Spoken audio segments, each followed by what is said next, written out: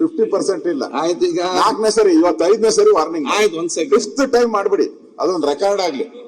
Suresh 1 second ಇವತ್ತು ಯಾಕಂದ್ರೆ ಯಾವ್ದ್ರಲ್ಲಿ ಹೋಗ್ಬೇಕು ಹೇಳಿ, ಪರ್ಸೆಂಟೇಜ್ ಬೇಡ ಅಂದ್ರೆ ಯಾವ್ದ್ರಲ್ಲಿ ಮಂತ್ರಿಗಳು ಮತ್ತು ಸರ್ಕಾರ ಸತ್ತೋಗಿದೆ, ಶ್ರೀನಿವಾಸ್ ತಿಥಿ ಮಾಡ್ಬೇಕು, ಕ್ವಶನ್ ಸತ್ತೋಗ್ಬಿಟ್ಟಿದೆ. ಆಯ್ತು, ನಾನ್ ಮೊನ್ನೆ ತಿಥಿ ಕಾರ್ಡ್ ತೋರಿಸ್ತೆ, ಯಾವ್ದೋ ತಿಥಿ ಕಾರ್ಡ್ ತೋರಿಸ್ತೆ, ಹಂಗಾಗ್ಬಿಟ್ಟಿದ್ದು. ಈಗ ಉತ್ತರ ಕೊಡ್ತೀನಿ, ಖುಷಿಯಾಗಿದೆ. ಅವ್ರು ಯಾರು ಒಬ್ರು ಎಚ್ಚೆತ್ಕೊಂಡಿಲ್ಲ ನೋಡಿ ಅಧಿಕಾರಿಗಳು.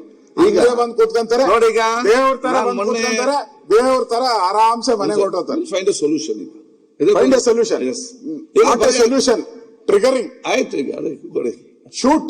ಓಕೆ, ಈಗ ನಾನು ಸರ್ಕಾರಕ್ಕೆ ಯಾಕೆಂತ ಹೇಳಿದ್ರೆ ಮೋದಿ ಬಹಳ ಸ್ಪಷ್ಟವಾಗಿ ನಾವು ಮೊನ್ನೆ ಹೇಳಿದ್ದೇವೆ, ಈ ಸದನ ನಡೆಯುವುದು ಅದು ಮಂತ್ರಿಗಳಿಗಾಗಿ ಅಲ್ಲ, ಅದು ಶಾಸಕರಿಗೆ ಬೇಕಾಗಿ ನಡೆಸುವಂತ ಅಧಿವೇಶನ. ಯಾಕೆ ಮಂತ್ರಿಗೆ ಯಾವಾಗ ಬೇಕು ಚರ್ಚೆ ಮಾಡ್ತಾರೆ.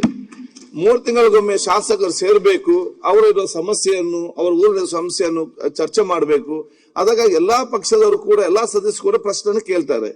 ಎಲ್ಲರಿಗೂ ಕೂಡ ಸ್ಟಾರ್ ಕ್ವಶನ್ ಆಗುದಿಲ್ಲ, ದಿವಸ 15 ಮಾತ್ರ ಆಗುವಂತದ್ದು, 15 ಮಾತ್ರ ಆಗುವಂತದ್ದು. ಉಳಿದಂತ ಪ್ರಶ್ನೆಗೆ ಆ ಸದಸ್ಯರಿಗೆ ಇವತ್ತು ಅವರು ನಿಯಮಾವಳಿ ಪ್ರಕಾರ ಕೇಳಿದಂತ ಪ್ರಶ್ನೆಗೆ ನಾವು ಇವತ್ತು ಸರ್ಕಾರ ಉತ್ತರ ಕೊಡದಿದ್ದಲ್ಲಿ ಮತ್ತೆ ನಾವು ಹೇಳ್ತೇವೆ ನೀವು ಶಾಸಕರು ಬರುವುದಿಲ್ಲ, ಯಾಕೆ ಬರಬೇಕು, ಯಾವ ರೀತಿ ಆಗ್ತದೆ? ಇವರು ಪ್ರಶ್ನೆ ಕೇಳಿದವರಿಗೆ ಉತ್ತರ ಇಲ್ಲ. ಕಾಲಿಂಗ್ ಅಟೆನ್ಷನ್ ನಲ್ಲಿ 15ಕ್ಕಿಂತ ಜಾಸ್ತಿ ತಗೊಳ್ಬೇಡಿ. ಸರಿಯಾದ ಸಮಯಕ್ಕೆ ಕೋರಂ ಮಾಡ್ಲಿಕ್ಕೆ ಮತ್ತೆ ಆ ಸಮಯದಲ್ಲಿ ಬರುದಿಲ್ಲ. ಅದಾದ್ರೆ ಯಾವ ರೀತಿ ಇವತ್ತು ಹೋಗುವಂತದ್ದು?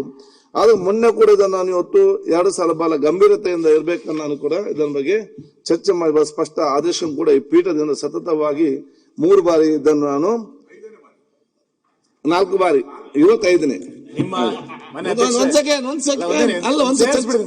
ಬೇಡ